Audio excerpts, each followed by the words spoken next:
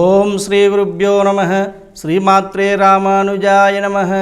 చరితం రఘునాథస్యం శతకోటి ప్రవిస్తరం ఏకైకమక్షరం పుంసాం మహాపాతకనాశనం.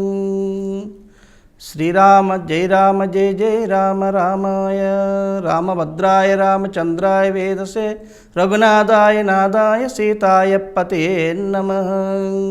జై శ్రీమన్నారాయణ. ఈగల మీడియా ప్రేక్షకులకు ఈరోజు మనము చెప్పుకోబోయే అంశం ఏంటంటే, చాలామంది దీర్ఘరోగంతో బాధపడుతూ ఉంటారు.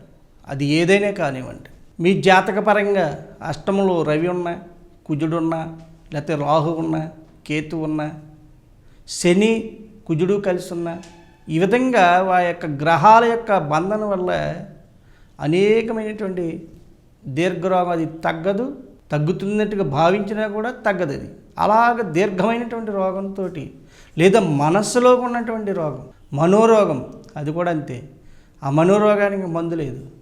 ఈ విధంగా బాధపడుతున్నటువంటి వారికి చక్కనేటువంటి పరిష్కారం ఏంటంటే ఏమీ లేదండి. సింపుల్గా ఉదయాన్నే లేచి శుచిగా స్నానం ఆచరించి మీరు రాగి చెంబుతో నీళ్లు తీసుకుని సూర్యునికి నమస్కరించి, ఆ ఉదయిస్తున్నటువంటి ఆ బాలసూర్యునికి నమస్కరించి, స్వామి నేను ఈ యొక్క నా శరీరంలో ఉన్నటువంటి బాధ ఇది, నా బాధ ఇది, ఈ బాధతో నేను బాధపడుతూ ఎటూ తెలుసుకోలేని పరిస్థితులు ఉన్నాను స్వామి. ఈ దీర్ఘరోగం నుండి మనల్ని బయటపెట్టి స్వామి, ఆయురారోగ్యాలు ఈ స్వామి. మనకు ఆయురారోగ్యాలు ఇచ్చేటువంటి వాడు సూర్య భగవానుడే. ఆయన ప్రత్యక్ష దైవం. ఈవేళ ఇవి ఉన్నటువంటి బాధలు కూడా, ఈ కరోనా రోజుల్లో కూడా డి విటమిన్ మీకు బాగా కావాలి అన్నప్పుడు అది కొనుక్కుందామంటే దొరికేది కాదు. ఆ యొక్క సూర్యరశ్మికి మనం తిరుగుతూ ఉండాలన్నమాట. అలా తిరగడం వల్ల మనకి డి విటమిన్ వస్తుంది. ఎప్పుడు ఏ గదుల్లోనే ఉన్నాం అనుకోండి, డి విటమిన్ ఉండదు మనకి.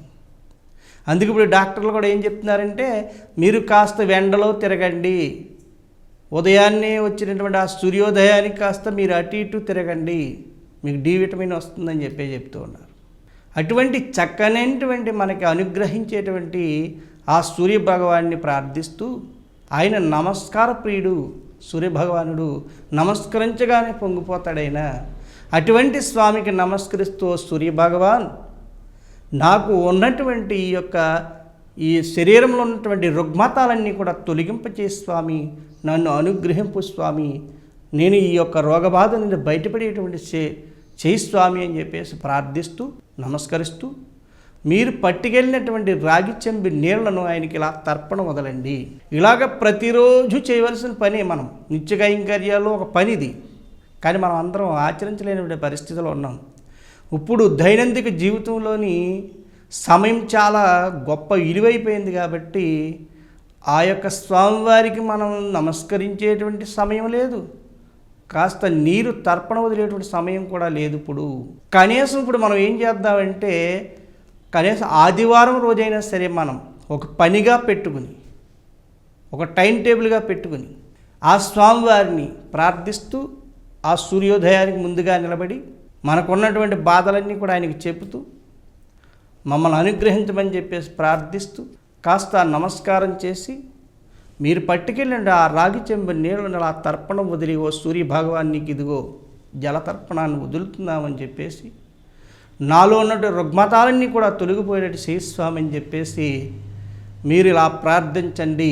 ఇలాగా మనం ఒక 21 ఆదివారం చేసినట్లయితే మీలో ఉన్నటువంటి ఆ రుగ్మతాలన్నీ కూడా తొలగిపోయి, దీర్ఘరోగాలన్నీ కూడా తొలగిపోయి, మరి ఆరోగ్యవంతులుగా తయారవటంలో ఎటువంటి సందేహం లేదు. మన శరీరంలోని అనేకమైనటువంటి బ్యాక్టీరియాలు ఉంటాయి, పనికొచ్చి అంటే పనికిరానివి ఉంటాయి. ఈ పనికొచ్చివి పెరగాలి, పనికిరానివి తరగాలన్నప్పుడు సూర్యుని యొక్క అనుగ్రహం మన మీద పడాలి, ఆ సూర్యుని యొక్క కిరణాలు మన మీద పడాలి. మనలో ఉన్నటువంటి ఆ యొక్క వ్యర్థమైనటువంటి పదార్థాలన్నీ కూడా బయటకు వచ్చేయాలి, చెమట రూపంలో వచ్చేస్తూ ఉంటాయి. ఆ సూర్య భగవాన్ యొక్క తాపం మన మీద పడినప్పుడే మనలో ఉన్నటువంటి రుగ్మతాలన్నీ కూడా బయటపడిపోతాయి చెమట రూపంలో.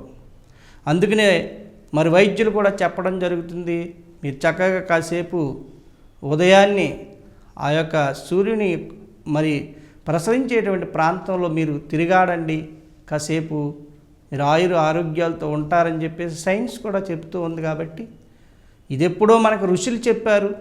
ఆ ఋషులు ఇచ్చినటువంటి అనుగ్రహం ఇది. ఆ అనుగ్రహంగా మనకు ప్రసాదించినటువంటి ఆ కార్యాన్ని మనం చేద్దాం. అందరం కూడా చేసి ఆ యొక్క సూర్య భగవాన్ యొక్క అనుగ్రహం పొందుదాం. ఆయురారోగ్యాలతో ఎల్లవేళలా ఉందాం. మీకు అనేకమైనటువంటి రుగ్మతాలు ఏమన్నా ఉంటే అవన్నీ తొలగిపోతాయి. మీరు ప్రతి ఆదివారం కూడా ఇలా చేయండి. ఇలా చేసినట్లయితే మీలో ఉన్నటువంటి సర్వరోగము కూడా నశించిపోయి ఆయురారోగ్యాలతో తులతూగుతారని చెప్పి భావిస్తూ ఆ యొక్క సూర్య భగవానుడు ఎల్లవేళలా కూడా మిమ్మల్ని ఆరోగ్యాలతో తీర్చిదిద్దాలని చెప్పి భావిస్తూ కలియుగ దైవమైనటువంటి వెంకటేశ్వర స్వామిని మరొక్కసారి ప్రార్థిస్తూ లోకా సమస్తా సుఖినో భవతు.